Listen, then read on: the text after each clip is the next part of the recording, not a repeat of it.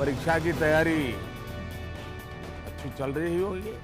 अप्रैल मई में कोरोना की दूसरी लहर का प्रकोप ऐसा था कि खुद प्रधानमंत्री नरेंद्र मोदी ने 12वीं की सीबीएसई परीक्षाएं न कराने का फैसला लिया था। हम लोगों से मिलने का मोह इस बार छोड़ना पड़ रहा है। लेकिन अब जब कोरोना काबू में आता दिख रहा है तो 12वीं की परीक्षाएं न कराने के फैसले पर पुनर्विचार करने की मांग उठी है।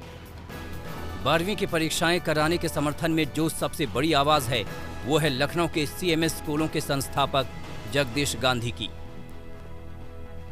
जगदीश गांधी ने प्रधानमंत्री नरेंद्र मोदी को चिट्ठी लिखी है और कहा है कि परीक्षाएं कराना ही छात्रों के हित में है। जगदीश गांधी के मुताबिक अब जब कोरोना के मामले कम हो गए हैं तो सरकार को 12वीं की परीक्षाएं न कराने के फैसले को बदलना चाहिए। जगदीश गांधी का सवाल है कि जब जेईई और नीट जैसी परीक्षाएं हो सकती हैं तो 12वीं की परीक्षाएं क्यों नहीं हो सकती हैं। उनके मुताबिक इंटरनल असेसमेंट से घोषित नतीजा पूरी तरह सही नहीं हो सकता है।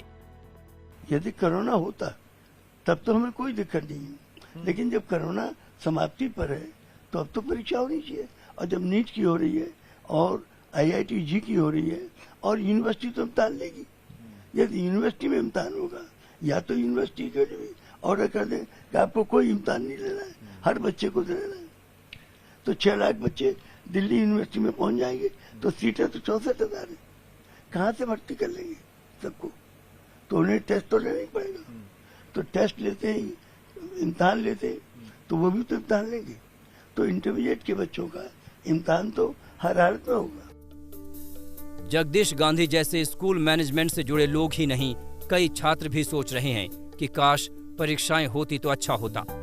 10वीं की परीक्षा में 92% नंबर हासिल करने वाले यश कुमार ऐसे ही छात्रों में हैं। कोविड आया और सेंटर का डिसीजन आया और क्लास 10th और 12th के बोर्ड एग्जाम्स कैंसिल कर दिए गए। पर अब एक बार फिर से क्लास 12th बोर्ड एग्जाम्स को लेकर मांग उठी है। सीएमएस स्कूल के जो फाउंडर मैनेजर जगदीश गांधी हैं, उन्होंने एक letter prime minister Narendra Modi को लिखा है और रिकंसीडर करने को कहा है कि अगस्त के मंथ के अराउंड एग्जाम कराए जा सकते हैं। हम आप पहुंचे हैं लखनऊ के इंदिरा नगर इलाके में और यहाँ पर आप देखेंगे ये सब मेहनत जो मैं दिखा रहा हूँ ये यश कुमार की है। यश कुमार ने 10th में भी अच्छा स्कोर किया था, 92% अराउंड उनके 10th में आए थे। और आप देख सकते हैं जिस तरह से किताबें फैली हुई हैं ये दर्शा रही हैं कि किस तरह से लगे हैं। सामने आप HC वर्मा की किताब देख पाएंगे।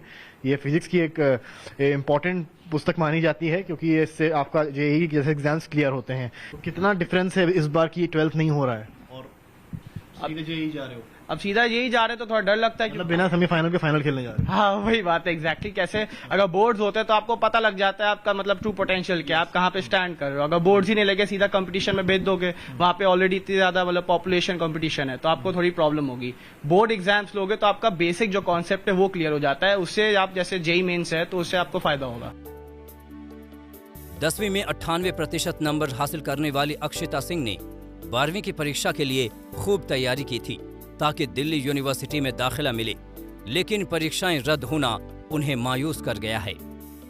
Of course Delhi university I mean one of the prime colleges हैं जो हर बच्चा एम करता ही है एक बार अपनी लाइफ में, तो दिल्ली यूनिवर्सिटी के लिए मैं एम कर रही थी। अभी अगर एग्जाम नहीं होंगे तो क्या फर्क पड़ेगा? आई थिंक गवर्नमेंट एक एंट्रेंस एग्जाम निकालने की बात कर रही थी, CUCET जिसका नाम है। अगर वो निकालती है तो हमारे पास अभी भी 2 months का विंडो है, बट अगेन अगर पहले से पता होता तो हम उसमें प्रिपरेशन करने के लिए अपना पूरा साल दे सकते थे। कई शिक्षाविद मान रहे हैं कि 12वीं की परीक्षाएं अभी भी पैटर्न बदल कर हो सकती है। बहुवैकल्पिक यानी MCQ पैटर्न पर अलग अलग शिफ्ट्स में परीक्षाओं का विकल्प चुना जा सकता है। समर्थ श्रीवास्तव, लखनऊ।